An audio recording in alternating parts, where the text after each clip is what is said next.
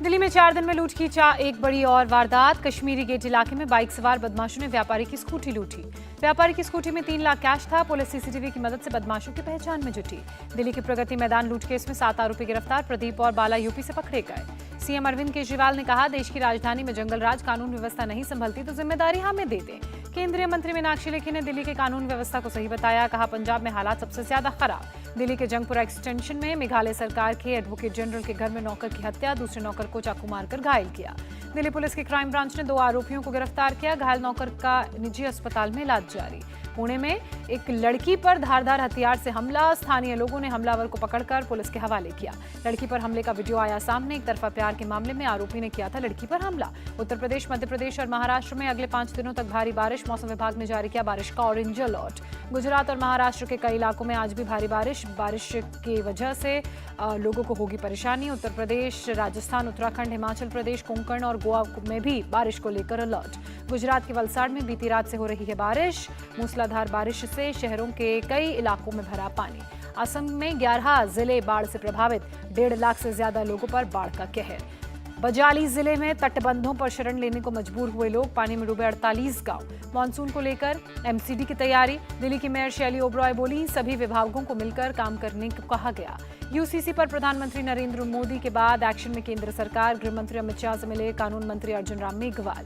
केंद्रीय गृह मंत्रालय ने अमित शाह और अर्जुन मेघवाल की यहां पर बैठक हुई। समान नागरिक कानून पर दोनों के बीच चर्चा हुई। यूनिफॉर्म सिविल कोड को लेकर हुई all India Muslim personal board की बैठक। पीएम मोदी के बयान के साथ यूसीसी के कानूनी पहलुओं पर भी की गई चर्चा। यूसीसी को लेकर मुस्लिम पर्सनल बोर्ड अपना एक पूरा ड्राफ्ट तैयार करेगा। बोर्ड की बैठक में फैसला। शरीयत से जुड़े हिस्सों का भी ड्राफ्ट में होगा जिक्र। प्रधानमंत्री मोदी ने पूरे देश में कॉमन सिविल कोड लागू करने का इशारा दिया। भोपाल में बोले, एक घर में नहीं चलेंगे 2 कानून। यूसीसी पर भड़काने वाले वो लोग वोट बैंक के भूखे। पीएम मोदी के यूसीसी वाले बयान पर भड़के एआईएमआईएम चीफ असदुद्दीन ओवैसी। पूछा, कॉमन सिविल कोड लागू करेंगे तो क्या हिंदू मैरिज एक्ट खत्म हो जाएगा? ओवैसी ने यूसीसी को संविधान की भावना के खिलाफ बताया। पूछा, क्या ईसाइयों और दूसरी जनजातियों को परंपराओं पर पाबंदी लगा दी जाएगी? सीएम ममता बनर्जी का पीएम मोदी पर निशाना।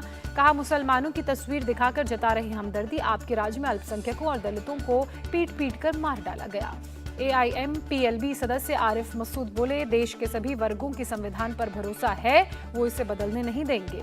सपा नेता अबू आजमी का यूसीसी पर तीखा हमला। कहा, देश का कानून और संविधान तो बदल सकता है, लेकिन कुरान में लिखी गई बातें नहीं बदली जा सकती। पश्चिम बंगाल में विपक्ष के नेता शुभेंदु अधिकारी ने यूसीसी को बताया देश की जरूरत। कहा, पीएम मोदी ने सबके मन की बात की है। बीजेपी नेता मीनाक्षी लेखी का बयान, यूसीसी लागू होने के बाद महिलाओं को मिलेगा उनका असली हक। अवैध धर्मांतरण पर उत्तर प्रदेश के मुख्यमंत्री योगी आदित्यनाथ ने कहा, इंटरनेशनल सिंडिकेट करवा रहा है भारत में अवैध धर्मांतरण। अवैध धर्मांतरण के खिलाफ होगी कठोर कार्रवाई। ऑनलाइन गेमिंग के जरिए भी धर्मांतरण का हुआ पर्दाफाश। बकरीद को लेकर योगी आदित्यनाथ का निर्देश, तय स्थान पर होगी कुर्बानी। सड़क आवागमन बाधित कर ना हो धार्मिक गतिविधि। कांवड़ यात्रा को लेकर बोले सीएम योगी, यात्रा मार्ग पर कहीं भी खुले में मांस की खरीद बिक्री ना हो। श्रद्धालुओं की सुविधा और सुरक्षा के अच्छे प्रबंध हों। त्योहारों के मद्देनजर योगी आदित्यनाथ ने कानून व्यवस्था को लेकर समीक्षा बैठक की। वर्चुअल मीटिंग में सभी जिलों के वरिष्ठ अधिकारियों ने हिस्सा लिया। उत्तर प्रदेश में बकरीद से पहले सुरक्षा चाक चौबंद की गई। संवेदनशील इलाकों में पुलिस बल की तैनाती। मौलाना खालिद रशीद ने बकरीद में सड़क पर नमाज नहीं पढ़ने की अपील की। बोले, ईदगाह के अंदर पढ़े नमाज। 29 जून को मनाई जाएगी बकरीद। एनसीपी की ओर से प्रकाशित कैलेंडर को लेकर विवाद। नागपुर के शहर अध्यक्ष ने छपवाया था कैलेंडर। भगवान विट्ठल के साथ मस्जिद और बकरीद की तस्वीर लगाई गई।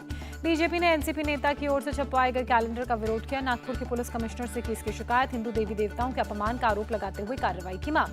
पश्चिम बंगाल के सिलीगुड़ी में सीएम ममता बनर्जी के हेलीकॉप्टर की इमरजेंसी लैंडिंग। ममता को हल्की चोट आई। चुनावी रैली के बाद खराब मौसम वाले इलाके में पहुंचा था हेलीकॉप्टर। हादसे के बाद ममता बनर्जी का एमआरआई स्कैन कराया गया। घुटने के लिगामेंट और बाएं कूल्हे में आई चोट। घर में इलाज जारी। ममता बनर्जी को चोट लगने की खबर के बाद आरजेडी सुप्रीमो लालू प्रसाद यादव ने ट्वीट किया, ममता के जल्द स्वस्थ होने की कामना की। राहुल गांधी 29 जून को करेंगे मणिपुर का 2 दिवसीय दौरा। हिंसाग्रस्त इलाकों के हालात का जायजा लेंगे। कांग्रेस महासचिव केसी वेणुगोपाल ने बताया, राहुल गांधी राहत कैंप्स में भी जाएंगे और इम्फाल और चूड़ा चांदपुर में सिविल सोसाइटी प्रतिनिधियों से मुलाकात करेंगे। राहुल गांधी का दिल्ली में दिखा अनोखा रूप। करोल बाग में बाइक मैकेनिक से बाइक रिपेयरिंग तक की टेक्निक सीखते नजर आए राहुल गांधी। गुजरातियों को ठग कहने के मामले में बढ़ सकती है बिहार के डिप्टी सीएम तेजस्वी यादव की मुश्किलें। आज कोर्ट में होगी मामले पर सुनवाई।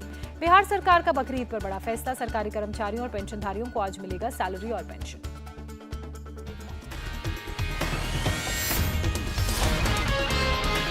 इंडिया टीवी हर वक्त हर जगह डाउनलोड करने के लिए सर्च करें India TV news Google play store या ऐप स्टोर पर।